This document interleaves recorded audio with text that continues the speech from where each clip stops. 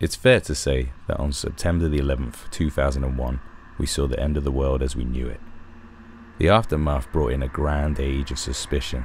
Suspicion of Muslims, suspicion of unattended packages, suspicion of authority.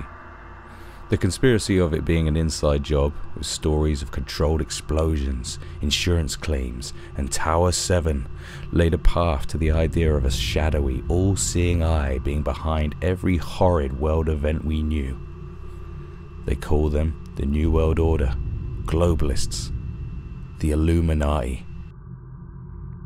And it wasn't just conspiracy theorist lunatics who believed in the idea that one organization was ruining the world for the rest of us. Ask 5 of your friends, if you have that many, who they think carried out the attack on the World Trade Center. I'm pretty sure one of them will start yapping on about how steel doesn't melt and bend at a certain temperature. Oh yes, many people became experts on heat and construction after watching Loose Change. A large part of the new age of conspiracy lies down to the invasion of Afghanistan and Iraq. The lies told by the UK and the US governments about weapons of mass destruction fueled the suspicion of government. People started to look back and see countless incidents throughout modern history of our governments and intelligence services doing some very dodgy things. And in turn, the conspiracy lovers of the internet linked these things to the shadowy master puppeteers of the world. As a rule of thumb, you should question everything. Vast amounts of information presented to us is powered by agenda. There are organizations that like to spin narratives to suit their positions. But be wise enough to understand that conspiracy theories are also twists on facts and spun narratives to sow seeds of thought in all of us. Remember, I said this as we go deep into the conspiracy of conspiracy.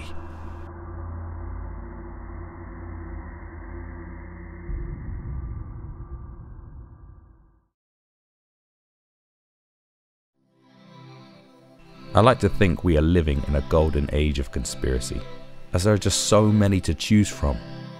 It is much like product choices these days.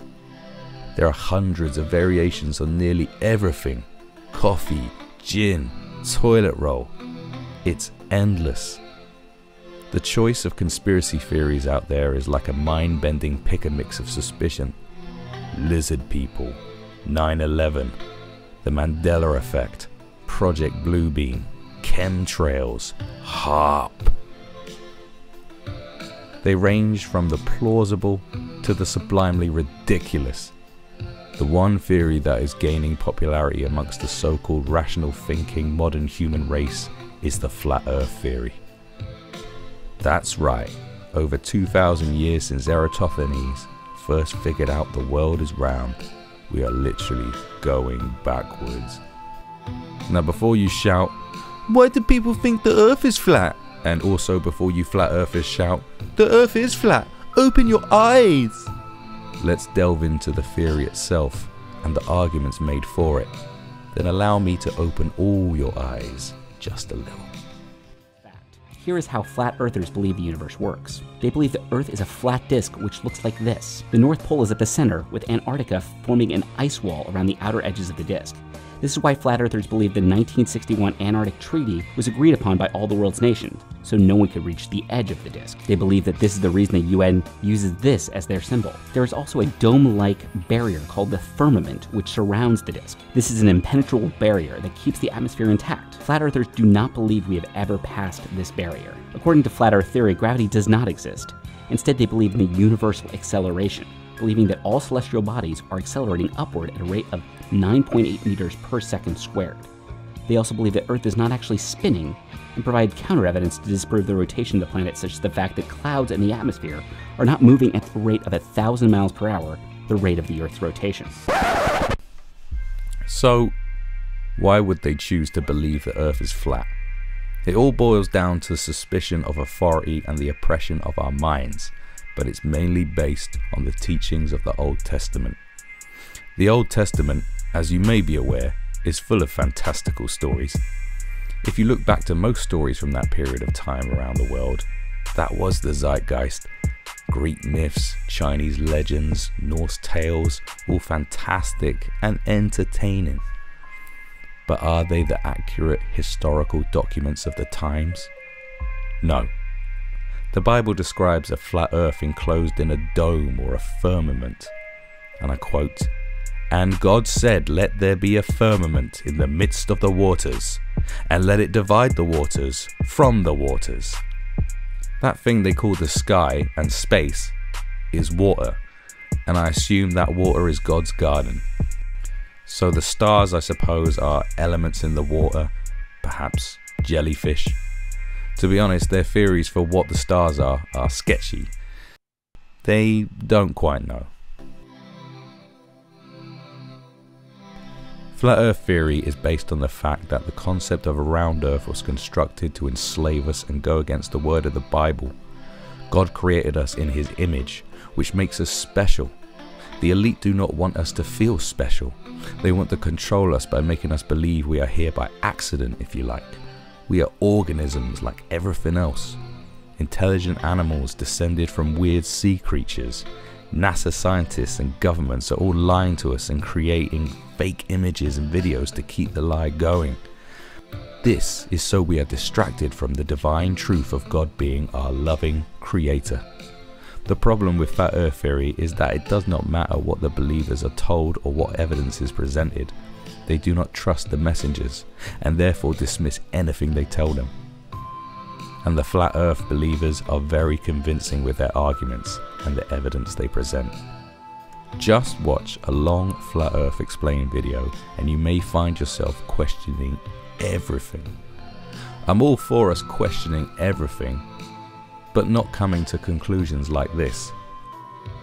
The biggest problem with Flat Earth theory is not just what people like Neil deGrasse Tyson say, who is the supervillain of Flat Earthers, that it's a great example of our failing education system.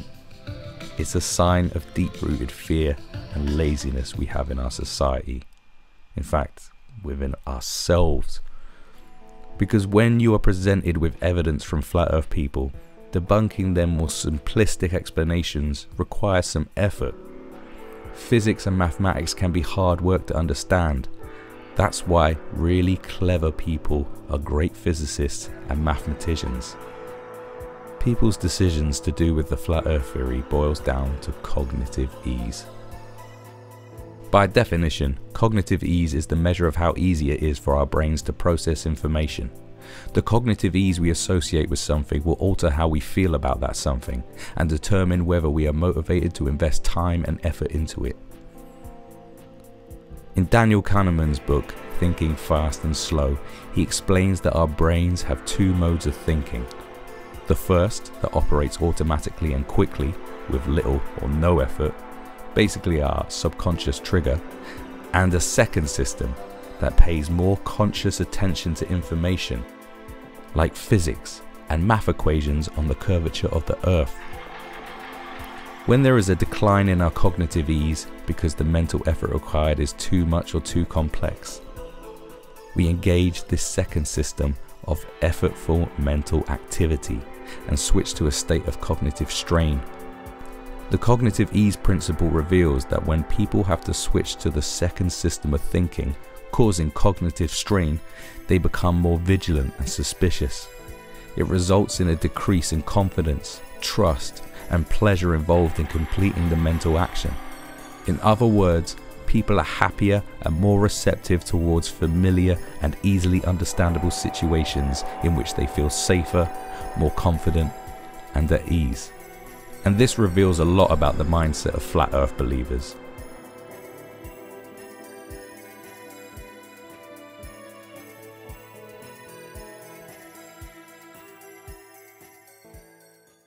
Surveying equipment measures distance along a line of sight. The error in the height or elevation at the target location due to curvature can be calculated. Using Pythagorean theorem, we can relate the curvature error, c, to the radius of the Earth, r, and the horizontal distance, k. Expand the binomial and then solve for c. The c left in the denominator here is added to twice the radius of the Earth. The curvature error, c, is likely only feet or a fraction of a foot. In comparison to the radius of the Earth, about 3,959 miles, this will be nominal, and therefore an accurate solution can still be found by discluding it. It's quite complicated, isn't it? I can't fully process that at first attempt, and neither could a good majority of us who are not well educated in the field. We can understand it though with some time, patience and effort. A flat earther approach is more like this. If we're living on a spinning ball or a globe that's 25,000 miles in circumference around the equator, according to curvature math, then the plane should be constantly dipping its nose forward in order to compensate for the curvature regularly during flights. But I don't know anybody who's actually reported that happening, and thus far it's just been speculation. So what I'm going to do, I'm going to take my spirit level onto the plane and prop it to a point to where it's level, and I'm going to record the fact that the bubble stays perfectly centered. The majority of flat earth theory is based on simplified scientific experiments and bad equations. The flat earth equation that they all point to, and the one they use to discredit scientists' round earth equation, is this.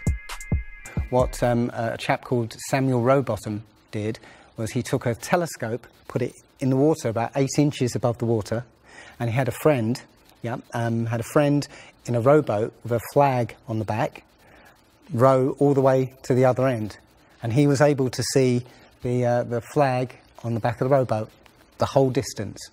Now, according to spherical trigonometry, the curve of the Earth is 8 inches per mile squared. So over 5 miles, that's 5 times 525 times 8, which is 200, works out, that's 200 inches, which works out at 16 feet. That means the boat should have been 16 feet below the horizon. He shouldn't have been able to see the boat. Now, you know, the scientists will say, oh, refraction and this and light bending around the Earth and stuff.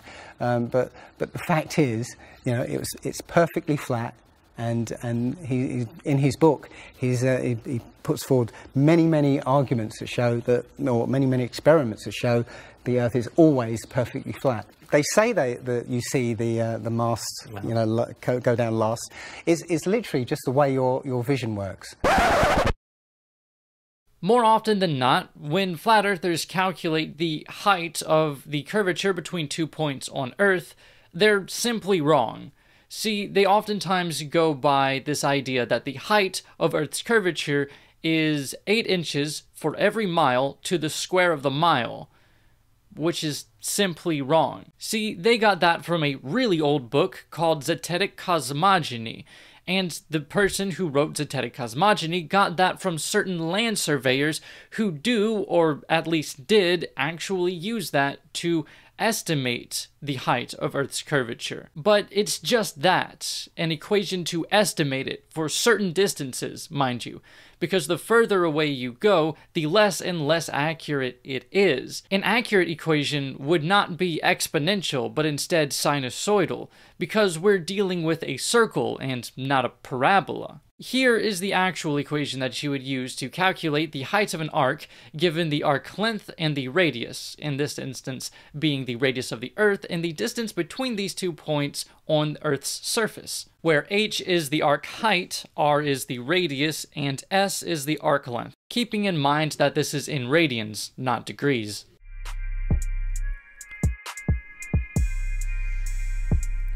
This is bad science.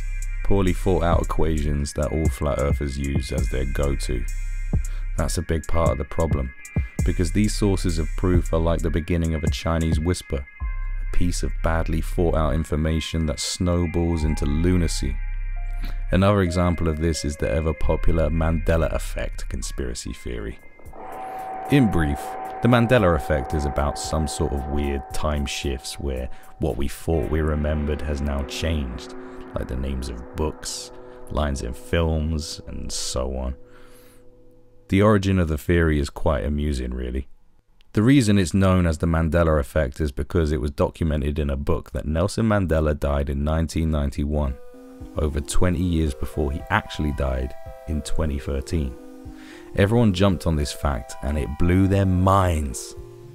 What is going on? How can this be? Time has blipped and I'm scared. Well, the book that documented Mandela's death in 1991 is called Western Cape Branch of the South African Council for English Education, a compilation of writings from South Africa. One piece in this book addresses Mandela and when he died, saying it was in July 1991. Oh, hold on. Did I mention that this book is made up of high school writings by South African children? Yes. The whole Mandela effect theory is based on an essay by an 11-year-old child. I would put it to you that children are not the most accurate source of information and don't always make the greatest of effort when it comes to homework. If someone had done a little bit of digging, they could have found this out. But no, it's easier to believe that CERN is altering our reality by crashing molecules and atoms into each other. And pretty much all the scientific evidence for Flat Earth is based on secondary school level experiments and theories, easy condensed into a short amount of time.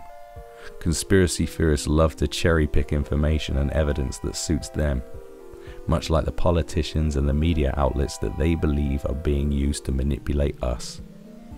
Others follow this narrative because they can't be bothered to prove stuff themselves and are consumed by suggestibility.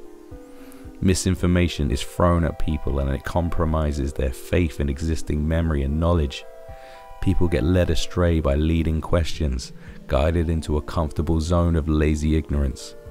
Flat earthers love to say I'm basing it on facts and evidence that I know. I believe in what I see. What I see is all there is. Cognitive ease in all its glory. Basing your beliefs on the concept of what I see is all there is what Daniel Kahneman describes as.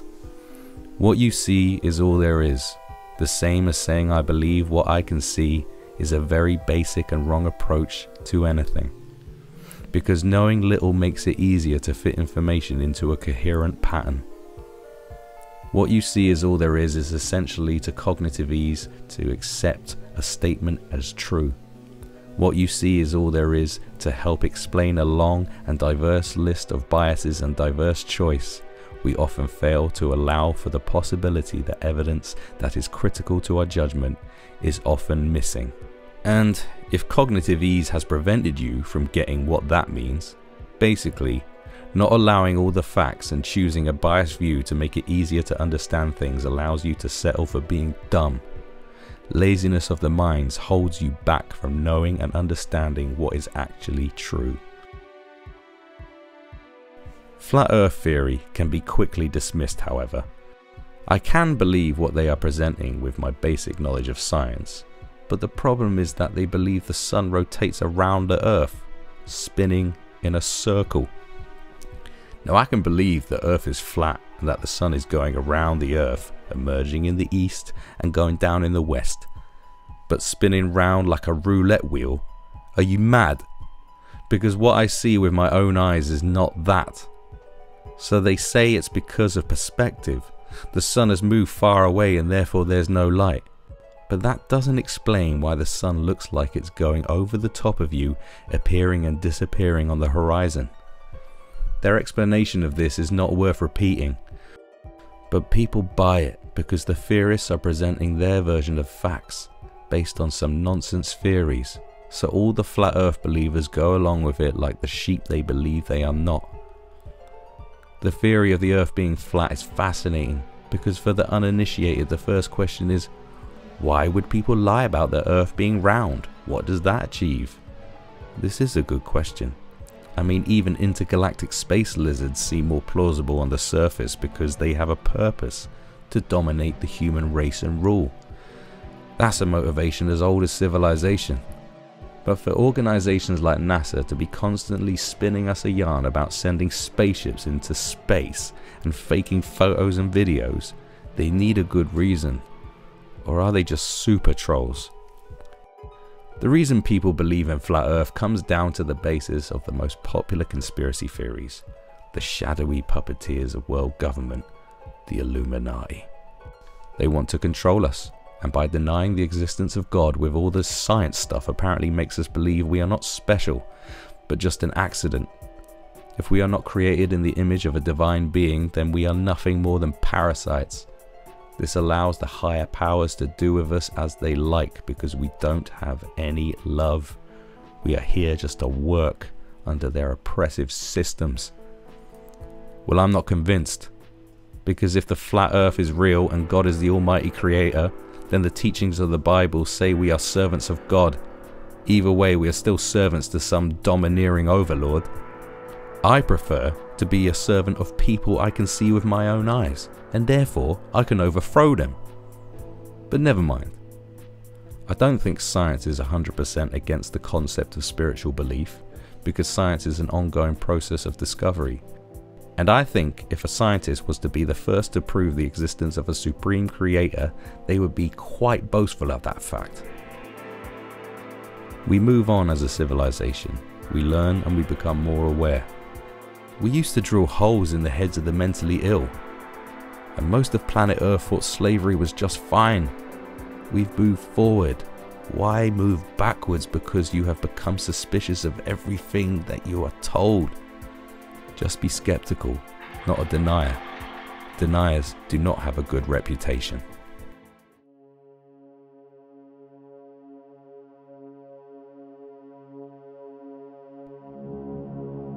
These concepts of new world orders and a globalist elite controlling everything are a distraction, used to manipulate and guide you away from the realities that are really holding us back. Blaming a 1% superpower for all the shortfalls of our financial progress is a cop-out. If you wake up in the morning and believe you cannot get by because some elitist minority is holding you back and there's nothing you can do about it, is a loser mentality. You have been dumbed down, not because the evil empire want to enslave you, but because you are happy to enslave yourself. Life is hard work. Being successful is hard work, not just in the monetary sense, but in everything. Being a good parent is hard work. The marketplace responds to what people demand, and the people demand ease. Your phone is a virtual machine of ease. You don't even need to remember how to spell with autocorrect, and yet many people still can't spell properly. It takes deep thought to understand the complexities of the world, but we choose just to go with a simpler and easier explanation because we don't want to put in the work. The cognitive ease makes us settle for simplistic answers. Why do people commit crime? Because they are bad. Why do terrorists attack? Because they are evil. Why am I poor? Because the 1% control all the money. Why can't I get ahead? Because the patriarchy oppresses me. Why did she break up with me? Because she's a bitch. This simplistic, easy line of thinking is childish. We are becoming a planet of overgrown babies crying victims saying it's not fair. Life is not fair, but life can be simpler if you put the effort in. The earth is not flat. The universe does exist. It's just really complex and requires some thinking. Start thinking harder and stop being a sheep to your own laziness and the projected fears of others. NASA are not fooling you. You are fooling yourself. It's time you opened your eyes to what's really going on. I'm not here to tell you what's really going on. You have to do some real research. Do some real thinking. It's going to be hard. It's all about control. There are a small group of people who want to control the world. And because there's so many of us out there, you know, they can't control us directly. They can't, you know, this small group of people can't, you know, come round to all of us and control us directly. So they must use our own minds, our own hearts and minds against ourselves. And this is what they've done. They've educated us into this world, into this globe spinning, you know, heliocentric Big Bang evolution world, which makes us nothing.